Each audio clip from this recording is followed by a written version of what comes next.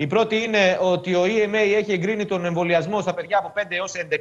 Από 5 έως 11 και θέλω την άποψή σας πάνω σε αυτό το θέμα, διότι το εμβόλιο, από ό,τι ξέρουμε, όποιος το κάνει, θεωρητικά νοσεί ελαφριά, αλλά συνεχίζει να μεταδίδει. Τα παιδιά ούτως ή άλλως νοσούν ελαφριά, άρα ποια είναι η προφύλαξη που γίνεται από ένα εμβόλιο αμφιβόλου ποιότητος, τέλος πάντων, γιατί πολλοί επιστήμονες το έχουν χαρακτηρίσει ως ατελές. Και η δεύτερη είδηση είναι για μία ακόμα παρενέργεια από το εμβόλιο της AstraZeneca για εγκεφαλικά. Θέλω την άποψή σας.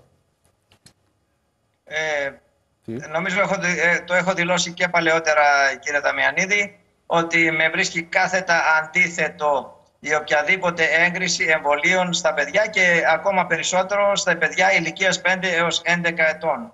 Θεωρώ ότι δεν έχουν οποιοδήποτε όφελος από το εμβόλιο και ταυτόχρονα γίνονται υποκείμενα πειραματικών εμβολίων, τα οποία γνωρίζουμε ήδη ότι καταγράφουν εκατοντάδες χιλιάδες παρενέργειες σε όλα τα συστήματα του ανθρώπινου σώματος.